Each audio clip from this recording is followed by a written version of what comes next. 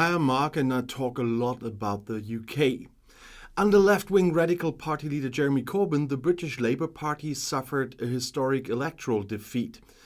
The successor Keir Starmer wants to avoid that at all costs. And a year before the elections, he is moving the party from the left edge more towards the centre, especially when it comes to the issue of migration, or even further to the right, but I get more into this tomorrow. At the beginning of September, British Labour leader Keir Starmer shook up his own ranks. He demoted several party leftists to low-level positions and promoted members who had already served under Tony Blair and his moderate centrist course. Brutal but necessary. That is how a minister in the Labour shadow cabinet described the new staffing at the party leadership.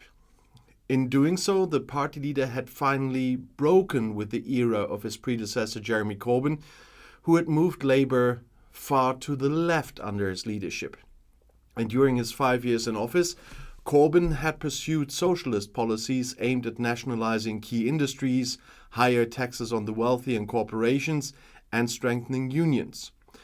But many people, particularly in the working class regions of the north of England, but also the Midlands and Wales, in the so-called Red Wall that traditionally supported Labour, were sceptical of the party leader's, let's say, costly promises.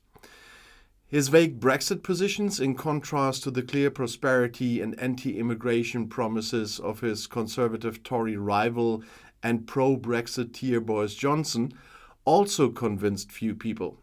A mixture that led to a historic election defeat in 2019 and plunged Labour into a crisis of self-discovery. With the aim of uniting the party and bringing it back to the political centre, Starmer finally took over the leadership of the party, quickly abandoned his predecessor's course and moved his party more towards the centre. And finally, he adjusted his course again. And not just with the reorganization of the party leadership, but also with climate, government spending, migration, and identity politics. All this to get those who voted for the Conservatives in 2019 on his side ahead of the next year's general election.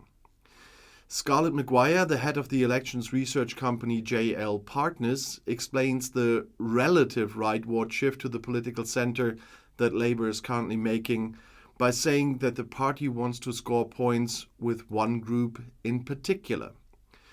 Only 43% of Tory voters would currently vote for the Conservatives.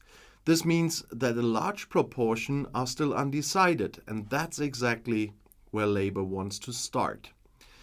These undecided Tory voters, that's how she explains the Labour change of course, are often socially conservative and tend to be skeptical about individual climate measures, immigration, and also trans rights. In addition, the primary campaign is taking place at an uncertain time when the country is suffering from an economic crisis and rising costs of living that will still go on. Radical and sometimes costly measures for which Labour is known are not well received there. This was particularly evident in a by-election in the London suburb of Uxbridge in July, which Labour lost because of an announced environmental toll for old cars. A development to which both parties reacted quickly. Tory Prime Minister Rishi Sunak recently announced that he would weaken his climate policy and postponed the ban on diesel and petrol cars, as well as gas heaters, and that for several years. Labour leader Starmer withdrew his previous support for the environmental toll as well after the Uxbridge by-election. A commitment to nationwide environmental zones was omitted from the draft party programme, the manifesto. Shadow Chancellor of the Exchequer Rachel Reeves had previously announced that the start of an investment programme for the green transformation of the economy, and that would be worth £28 billion annually, would be postponed for several years. And the reason is the tense budget situation, they say. She also rejected the old Corbyn promises such as nationalisation of water and energy suppliers, a wealth tax for rich Brits, and increased social benefits.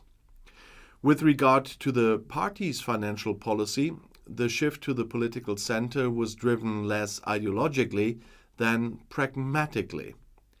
Markets have been very fragile following Prime Minister Liz Truss's very short term in office, which plunged the economy into the abyss. Labour is realistic about what can be achieved and what the population will support. The party is also saying goodbye to left progressive initiatives in other areas.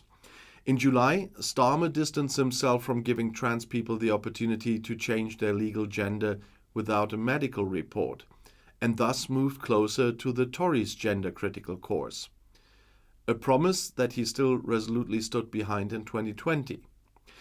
The trigger for this U-turn was a controversial law to strengthen trans rights in Scotland, which was introduced in January by the then Scottish First Minister Nicola Sturgeon, and which cost her the support of her party and even parts of the population. Starmer also takes a tougher tone with regard to illegal immigration. He rejects the Conservatives' migration policy, which centres on the deportation of illegal immigrants coming to England via the English Channel to the East African country of Rwanda. However, he does not shake the Tories' goal of stopping migration via this route, and even goes so far as to adopt the Conservatives' rhetoric. Criminal gangs that smuggle people across the English Channel from France must be dismantled, Starmer stated during a visit to Europol in The Hague in the Netherlands, and thus chose the same words that Prime Minister Sunak and Home Secretary Suella Braverman have been repeating for months. Smugglers or traffickers should be treated like terrorists, as former prosecutor Starmer said, announcing a tougher approach to prosecution. He described those who disagreed with this as un-British. The party leader probably has the Tory voters in mind when he says that. A recent Ipsos poll shows that immigration is the dominant concern for Tory voters, significantly more than the economic situation and inflation. That's the two top issues among the general population. After taking over the chairmanship, Starmer moved the party from the left and more towards the center, and is now taking another step towards the right with a further relative move to the right here with this. It's now up to him to prove that he can maintain this balancing act over the next few months.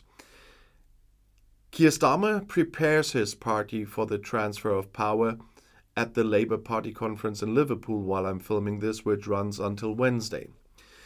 This is expected to take place after the British general election next year. However, this is not Starmer's doing, but rather due to the desolate state of the governing Tories.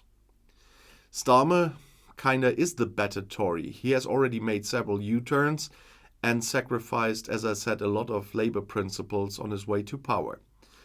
When he wanted to become party leader, he was still half left. For example, he condemned the Tories' two-child policy, according to which parents only receive grants and tax breaks for the first 2 children. He now thinks the regulation that excludes 1.5 million children from this support is completely acceptable. It was a difficult decision, says Starmer. Well, it's always difficult decisions when you reach into the pockets of those who have little or cut the budget for social benefits. Tax increases for the upper income brackets do not fall into this category, as these are not on the agenda of either the Tories or Labour. And I will talk a little bit more about the U-turns tomorrow. One video is just not long enough to do that. But if you want to see another video right now, it's right here in the end screen, as well as a link to my newest channel, which you might like, which is doing very well. I'll see you in my next video. I'll be back.